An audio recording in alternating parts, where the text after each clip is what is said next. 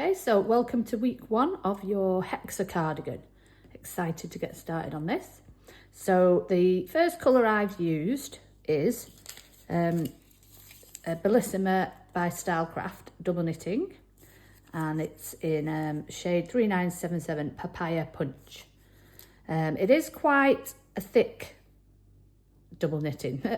Anyone who's used double knitting knows it can vary quite a bit. It's quite a sort of, what should we say, spongy yarn. It's quite loosely twisted, so it does end up sort of puffing up a little bit. So I've decided to use a size 6mm hook because I want it to have quite a lot of drape. If you use the 4mm hook that's recommended, you probably would end up with a more dense shape that perhaps doesn't float like you might want it to. So I would recommend using a size 6 hook, unless you're a very loose crocheter, in which case you might just want to use a 5. I wouldn't use a 4 personally if you're going to use this yarn.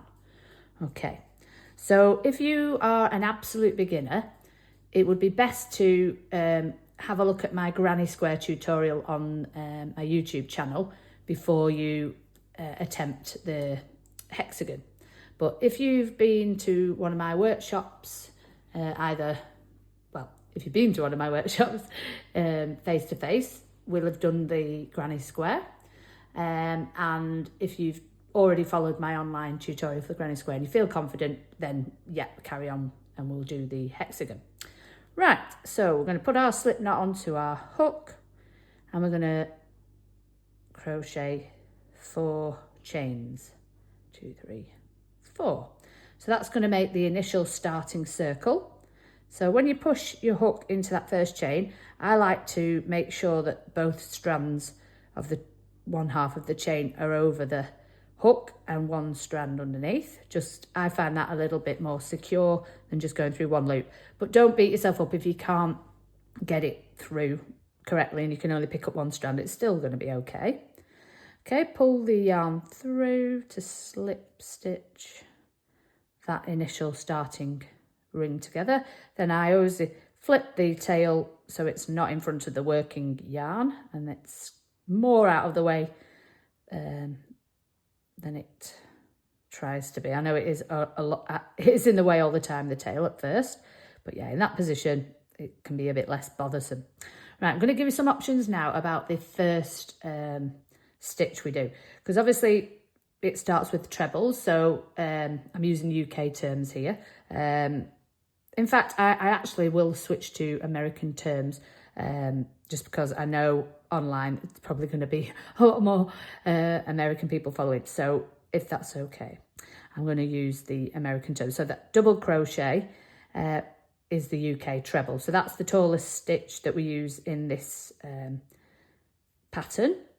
Right, so when you're doing a treble or a American double crochet, you can chain 3, 1, 2, 3, to give you the height of the next stitch, which is the double crochet. Or I prefer to make a stacked single crochet. So American single crochet is a UK double crochet.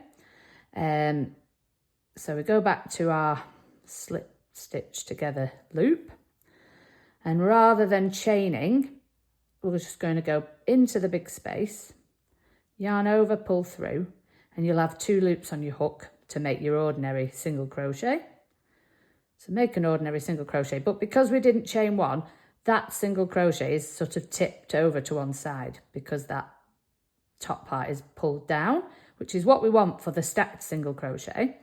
Then you're going to push your hook into the vertical part of the stitch. So you see in a single crochet that there's 2 strands like a V going vertically. So we want to push our hook into that V, and if you can, get both sides, if I turn it to its side, get both sides of that V, just so you've got another 2 strands over your hook, yarn over, pull through, 2 loops on hook, yarn over, pull through 2.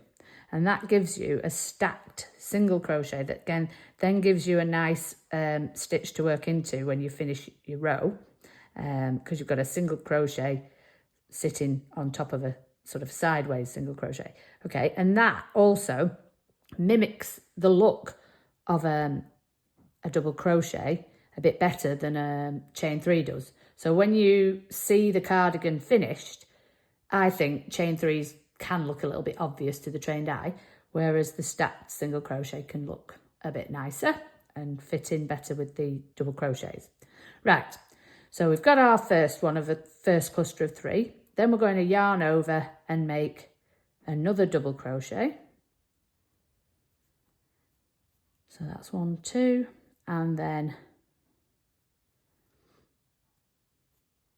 another double crochet. So we've got that starting stacked single crochet and then 2 more double crochet, and that makes our first cluster of 3. Okay, and I only like to chain 1 on the corners because I do find 2 chains start to make it a little bit wobbly. But what you'll find with the hexagon, it's supposed to be wobbly, so don't beat yourself up if you can't keep your hexagon flat. That's not the aim here. It will go a little bit frilly while we're doing this, and that'll help it to fold into the L shape that we need it to fold into. Right, so that's our first cluster of 3. Yarn over, and then 3 more double crochets.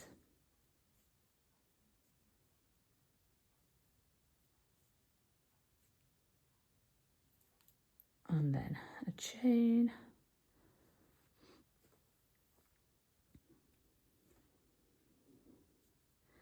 And then 3 more double crochets. So we want 6 clusters of 3 because it's a 6-sided shape. The clusters create the sides. Okay, so it's easy to remember. 1, 2, 3 clusters we've done. So we need 3 more.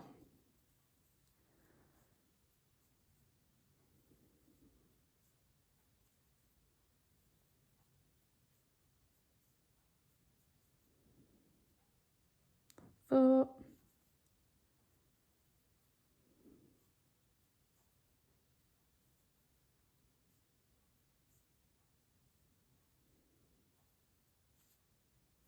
5.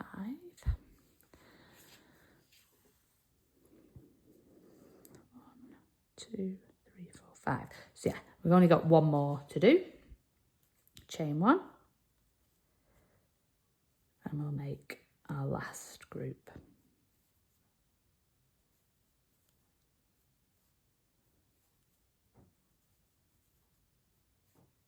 There we go. So we're going to chain 1 to finish before we join. So what you might find, because we're having to put so many clusters into that small circle, you could find that your stitches are wrapping over your first group. So you might think, oh, I haven't done enough. If you pull that first standing single crochet or chain 3, if you did a chain 3, to the side, you will reveal all the stitches, and you'll be able to make sure 1, 2, 3, 4, 5, 6 clusters. Okay, so don't forget that last chain 1, and then we're going to tip it on its side so we can see the little V's that appear on the top of stitches, and we're going to push our hook under the V's. So the stacked single crochet allows us to use a stitch instead of a chain. So we can push our hook into an actual stitch, which is I like. Okay, so we're going to slip stitch across. 1. Oh, in fact, sorry, we don't need to do that because we are using more than one colour. Yeah, that's a good point. Versus the granny square tutorial that I've shown you, where we slip stitch across to end up in that space so we can keep it facing this way. When we're doing this cardigan, we actually don't have to do that because we can finish off the row here and start our new colour here.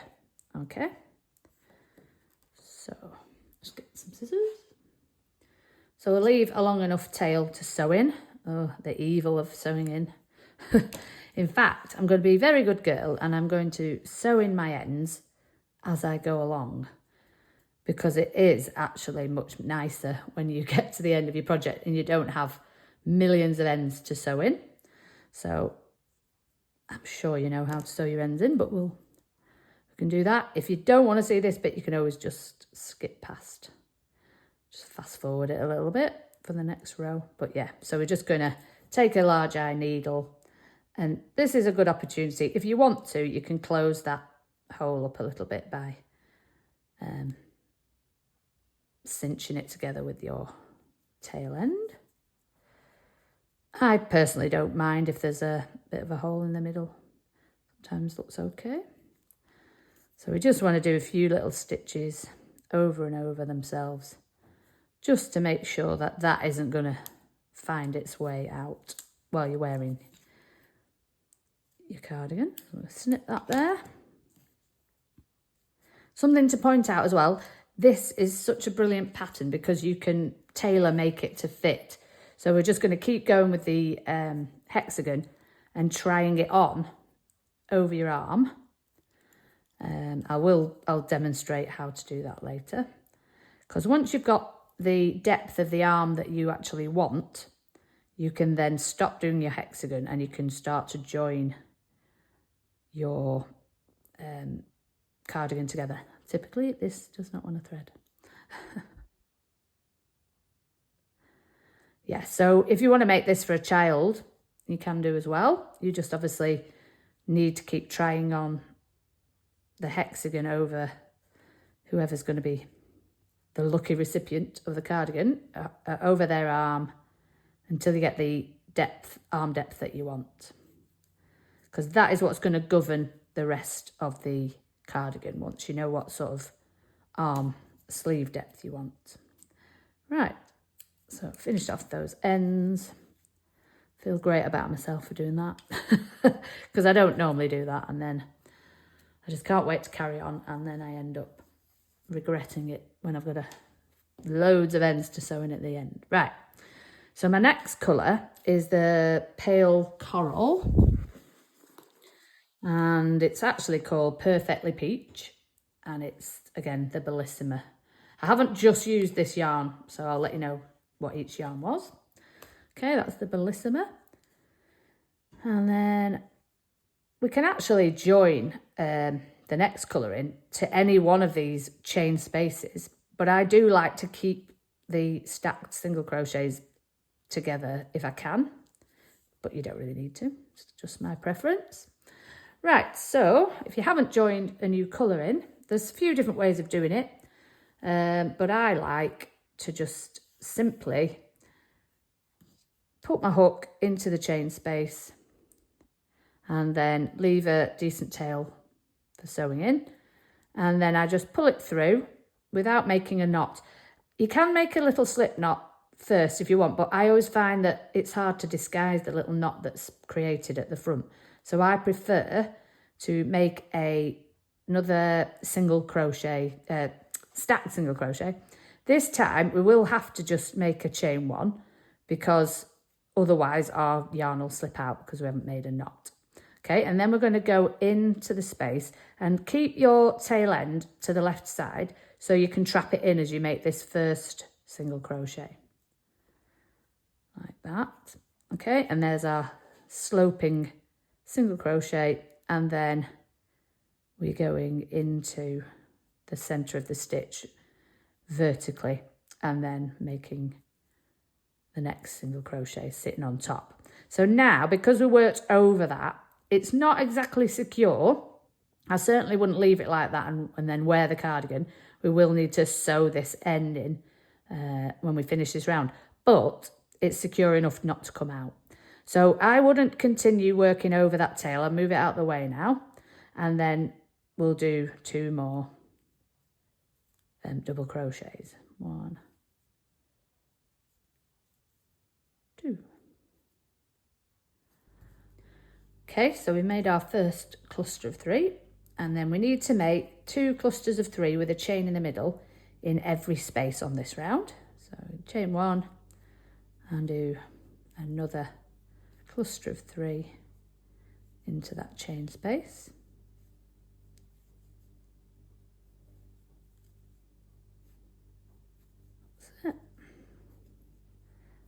So similar to the granny square, the second round is always all corners. So skip the 3, find your next chain space and do your next round of 3 clusters and chain 1 and 3 DC cluster. So you can see that the hexagon shape is actually starting to go a bit wibbly even at this stage, and that's fine. Don't let that concern you. Okay, so count your 3, find your chain space. We're going to do another 3.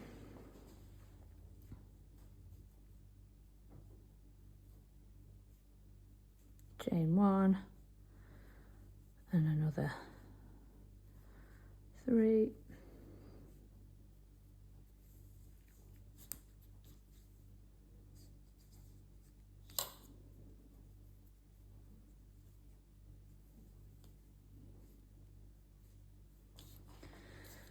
And then straight into your next. So just to be mindful that we don't chain in between these where we skip the 3. So straight into your next space. 1, 2, 3, chain 1,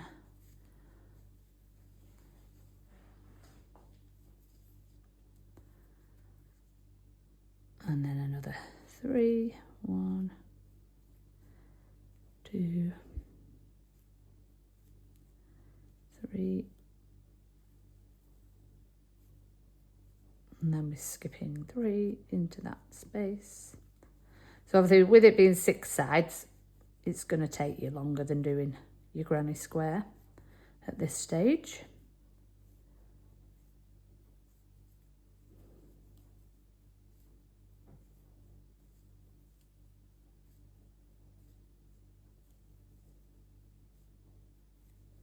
There we are. Almost there. So we're going to skip over these 3 and then we're nearly done. 1, 2, 3, chain 1, 1, oops, 2,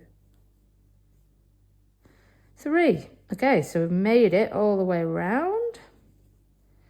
So now we can slip stitch to our stacked single crochet.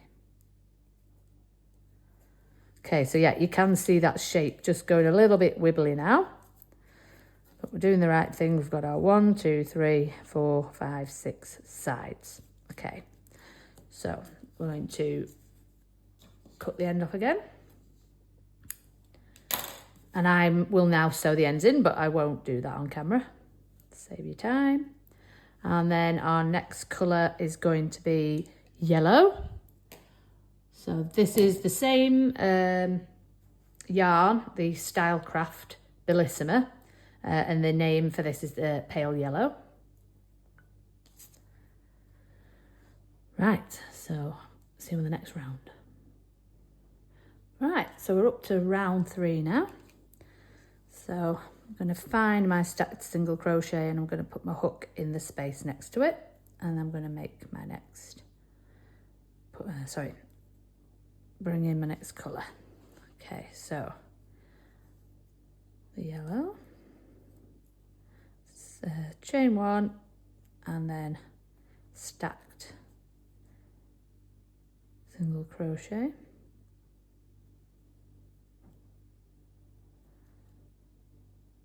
Starts us off, okay,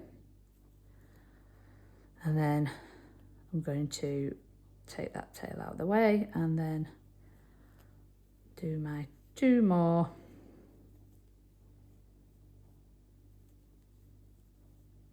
double crochets. Right, so we're going to make this one a side now, because can you see how that was the gap in between 2 groups of 6 with the chain in the middle. So because this is now going to be a side to the hexagon, we don't want to increase in there. So we're going to go into the corner, and just like with granny squares, your increases happen on these points, okay? So we don't need to chain at that point. We just go straight into that corner. 1, 2, 3 double crochets and a chain 1, 1,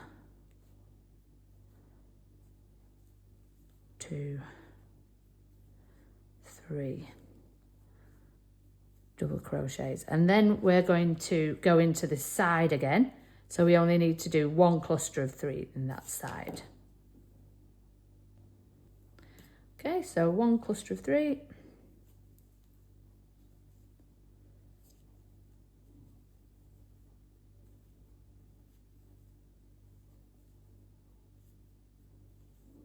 And then we're back into the next corner. 1, 2, 3. If you're wondering what that noise is, my dog is scratching himself. Are you all right, Marvin? You will get a few background noises, I'm afraid, in these videos. Okay, 1, 2, 3. Okay, so now we're going to do another side.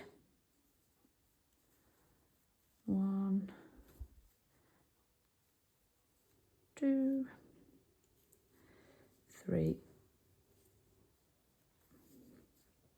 And then a corner. See it going quite frilly now. That's fine. 1,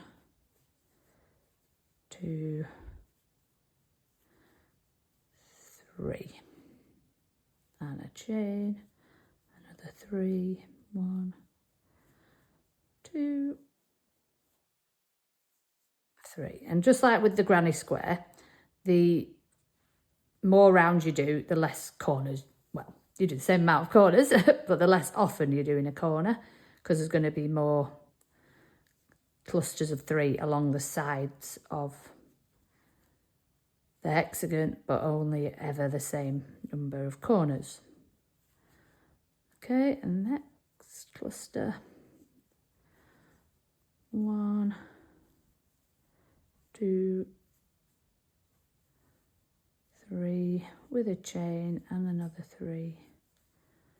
Oops. 1, 2, 3. Skip the 3, we're onto a side there, no corner. So we only put 3, 2,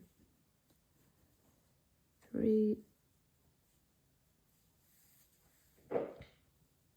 And then another corner.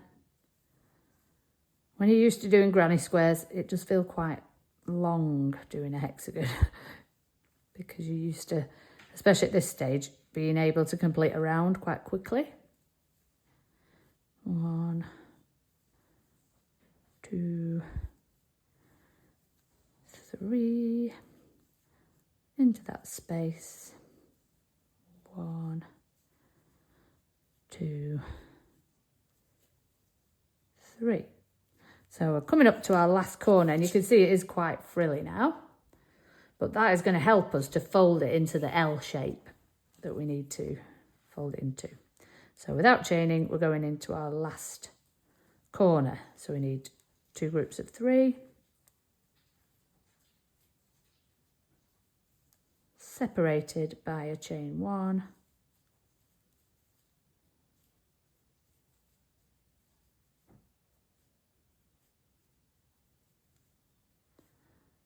And then we will come back to this one, which is just a side.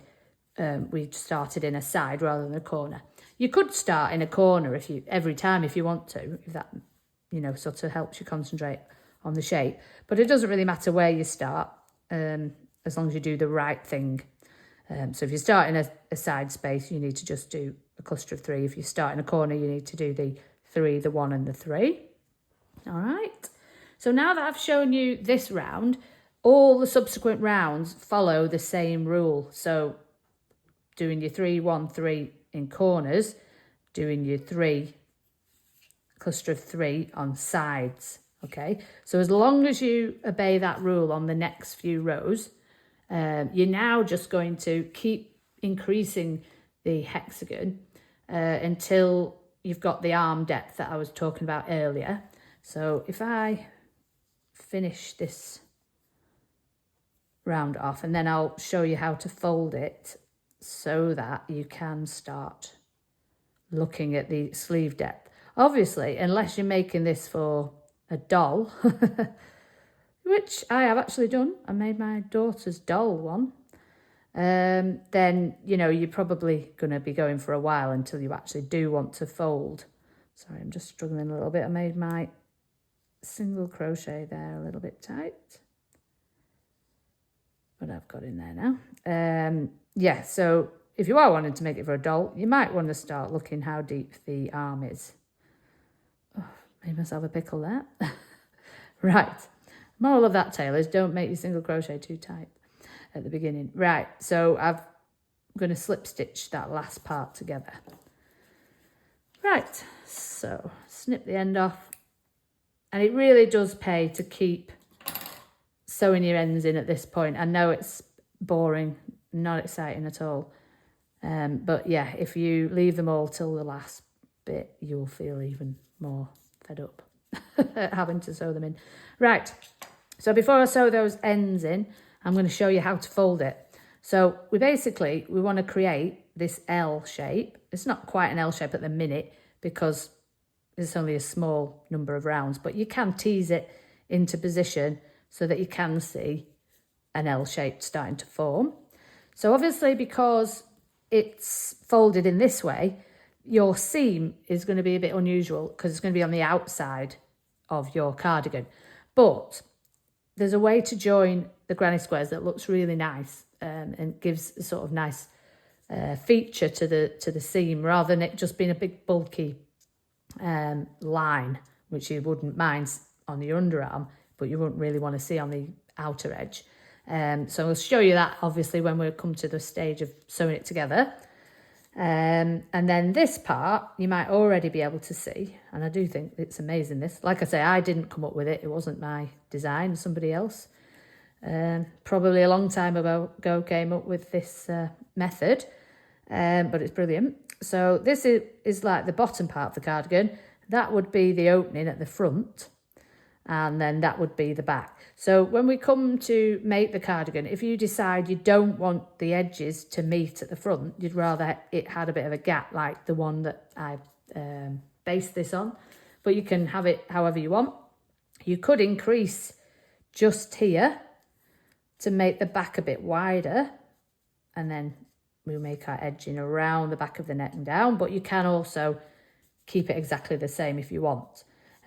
Yeah, but I'm probably jumping the gun a bit at the moment, but this just shows you how half a cardigan is starting to evolve. So this part, let's say for intents purposes, this is my arm.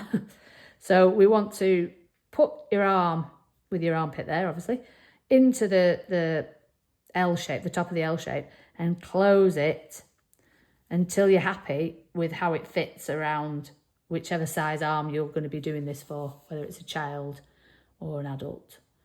And if it's for yourself, obviously, just keep going until you like the fit of that sleeve. So yeah, the next number of rounds is going to be entirely up to you. So I'm going to carry on and do the same number of rounds I did for the little cropped cardigan I'm showing you at the beginning of the video. And then we'll come meet together once we've all got our depth of sleeve that we want, and move on to the next step. So the next couple of rounds I will film, but I'm not going to speak, and I'm just going to probably speed it up a bit. So you've still got an idea of what you're doing, but you don't have to listen to me waffling on. Okay.